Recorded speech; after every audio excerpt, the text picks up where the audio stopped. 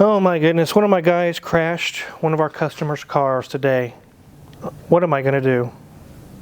Let's get started.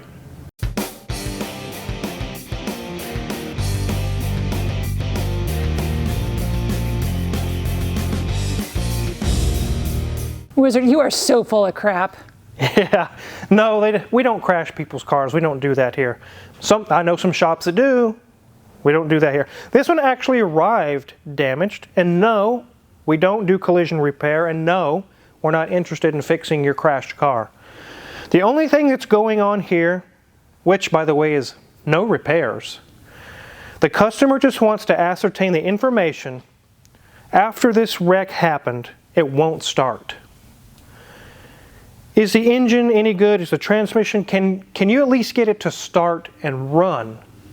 And if it does run, and if the transmission will go in and out of gear, then they have the information they need to take this to their local body shop and go ahead and fix it. But if the data that we receive when we do the inspection shows the engine is destroyed, they have no reason to get this thing rebuilt. Grimes has actually knocked it out of the park. Mercedes is really down his line. He knows them very, very well. He's actually already found out the answers to the problems. But let's take a look around this thing, and then I'll go get Grimes and we'll talk about, is this thing savable? So you can see that some sort of rear-end collision happened. I think is what happened. I think the customer's child did this or something. They ran into somebody, they've destroyed the condenser, the radiator, the bumper.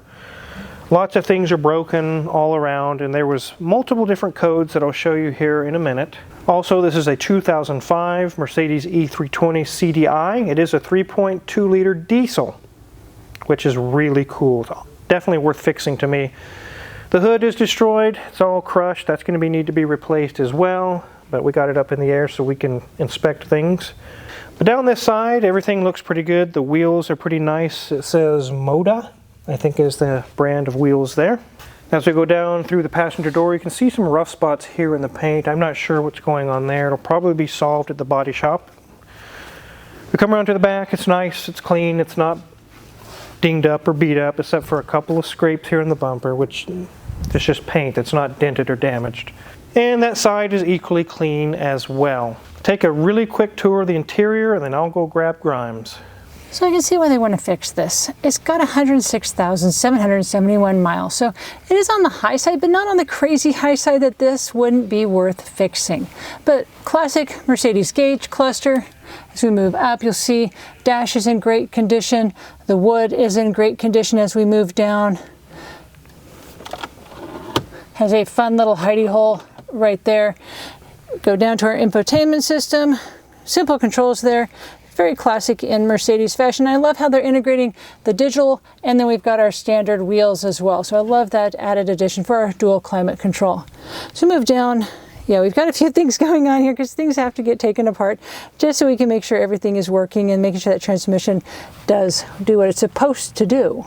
As we move down to our center console, we can definitely see it has the nice wood louvered cover that retracts back, and it is currently spewing out a red microfiber cloth as well. But okay, it's nice and Christmassy after all. But as we move over, we've got more pieces and parts out, but if you look underneath that, the seats are in great condition. Nice, and there's ripped, no tears, nothing going on in here.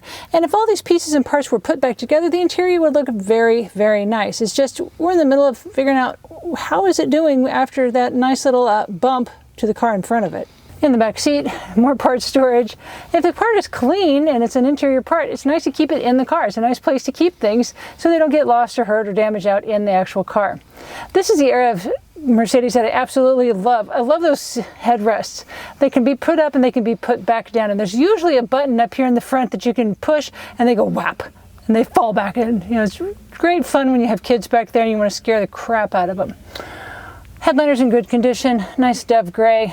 Minor little pieces are here that might need some minor cleanup.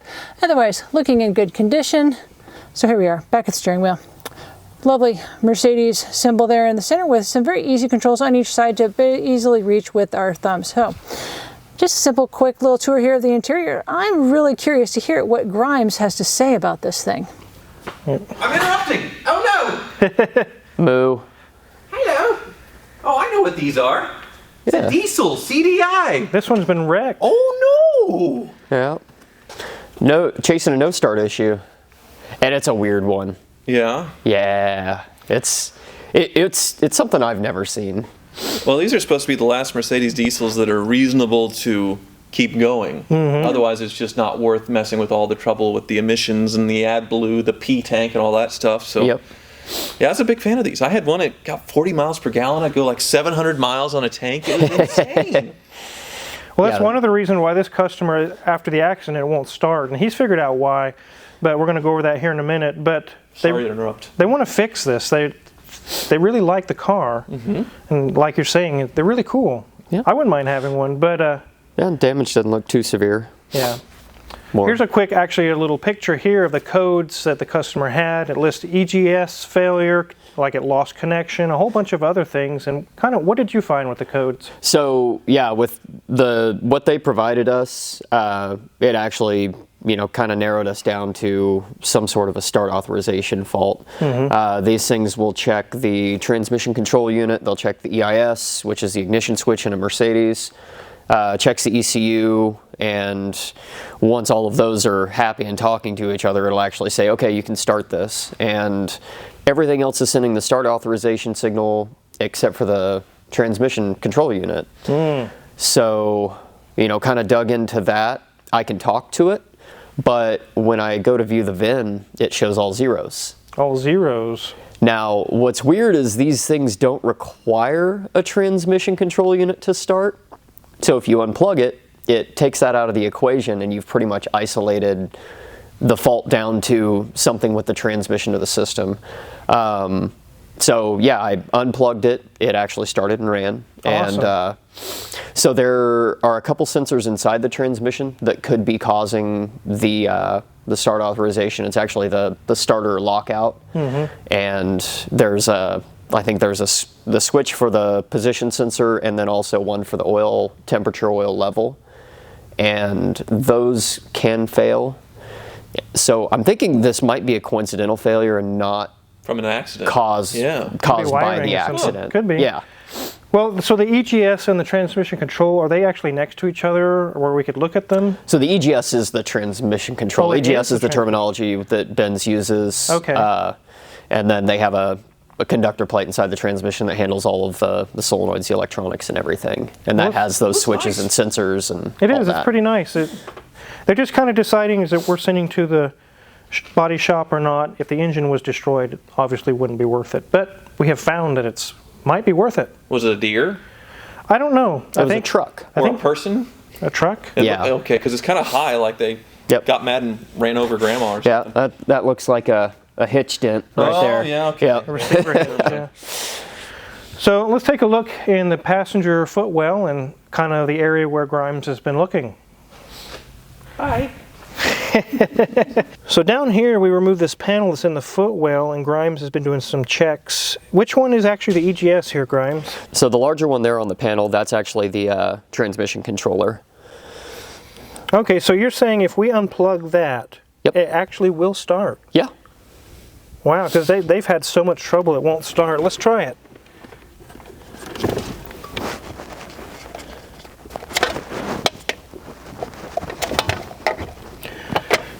Okay.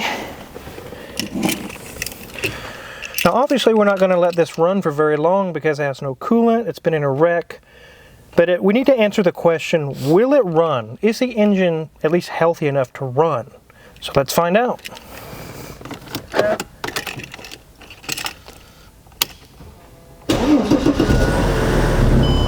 Wow, it actually came alive. The engine's all right. And it sounds good. Awesome, awesome. So this is one of those situations, especially if you're not mechanically inclined, that your car won't start and you do read some codes and it's just a bunch of gibberish. You don't even understand what it's talking about. But like I mentioned, Grimes is a Mercedes guru. It wasn't very long and he got to the bottom of the problem. I was actually helping a customer and I actually heard the engine start. I was like, wow, that was fast. It's like, got to the bottom of the problem. So what you're saying is we just need to get this thing in the air and then check some things? Yeah, so there's a connector on these transmissions that's pretty prone to leaking, and you know, once that fluid gets in that connector, it causes some weird issues. Basically, just test through the connector to the TCM, and just rule that out completely before we condemn an EGS, because then it'll have to be sent to a dealer for actual programming. Right. So, but now we have an answer. Before this car came to the shop, it was just a giant question mark. They had no idea what are you going to even do with this car. Now we know, because what Grimes has found here, there's some repairs that can be done with the transmission, and it can be a usable, drivable car again. The engine actually runs. So they came here for answers. They got the answers. So that's about as far as we're going to go with this vehicle. We're not going to do the repairs. We're not a collision center. But we do have some data for them. So now they can take it to a body shop. And if they say, hey, we're not even sure if it's going to run again, they can say, yes, Grimes has already been through it. The engine does run. We just need the body work done now. And then also figure out what's going on with the transmission. I'll let you go back to break. Thanks for your hard work. Kudos! So before we finish out this video, let's take a quick look in the engine bay and make sure nothing got crushed into as far as braking hoses and things. I didn't see anything that was broken to keep it from running for a quick few seconds, but we can see here that this entire structure is all bent. Obviously, everything to do with cooling in the front is destroyed. But none of the pulleys are broken. The belt has not been broken. This pipe is not broken. This is actually intact. The SBC brakes, everything looks okay there. This coolant hose has been disconnected. The fan, I'm not sure where the fan shroud and the electric fans are. Those are probably destroyed as well. Obviously, with the dent that big, that'll have to be replaced as well. I don't see anything really wrong with the engine. Luckily, everything that needs to be replaced will be from about here forward. Headlamps, bumper, any kind of wiring with those kind of accessories. The structure here is also bent as well. There are some lines here. They don't look like they ruptured, but they are crushed. This is a power steering cooler. But again, a lot of these things are going to be the task of the body shop that takes this on. But I'm not sure they would have been able to figure out if the engine is startable or not. That's why it's here. But I think this is a good candidate. I think they lucked out. So when a car is wrecked, when is it a good time to get it fixed or not a good time? That might be a decision for your insurance adjuster. But just by visualization, just looking at it, if everything up front is crushed all the way into the engine and shifts the whole engine and everything, it's probably not going to be fixable. But in this situation, it's pretty bad, but it's not bad enough that it crushed the engine and hurt the rest of the car. Everything's pretty much up front here where the damage is. The thing about today is cars are so expensive. A basic family car is 30 or 40 grand. If you get into an accident, it's going to cost $25,000 to fix it. We're at a time now where it's not totaled. The insurance companies are still having to pay out and get it fixed. So the customer actually, when this happened, they went to try to start the engine. It wouldn't do anything. They did read codes, like I showed you the picture of the codes, and it showed drive authorization errors, all kind of other things, and they were like, oh my God, the engine's locked up, or something's really, really wrong here. And we were kind of worried about that too. When we pushed the car into the shop, we were like, I don't know. I mean, we may find some really bad news. I hope this is salvageable. I hope this will work for them. But the moment I heard the engine start, I knew Grimes scored. And this is going to be great news to reveal to the customer. We haven't contacted them yet. We showed you guys actually first. Maybe they're watching and they're very happy to see their engine run again. But everything that's keeping this from starting is in the transmission control module. It may be a damaged wire. It may be something along those lines. We'll get it up in the air and see what it is. Very likely Grimes will get to the bottom of it, just like he did here. But definitely wanted to do a video to show you guys, no, we didn't crash a customer's car. But it does look pretty bad. And again, no, we wouldn't fix all this. We're just answering some questions. We'll get the ticket written up, we'll get the customer contacted, give them the good information, and then they can come pick this car up and take it to their body shop of choice. But now they will know they have a good platform to work with. And just like Hoovy said, these are really cool cars, excellent fuel economy. This is a diesel that you can have before all the emissions garbage on it. And it's definitely, I would think it'd be worth fixing. So if you're curious what kind of tools we use to check this out or fix any other car in the shop, check our Amazon affiliates link in the description below. We get a small cut and we really appreciate it when you purchase anything, that is.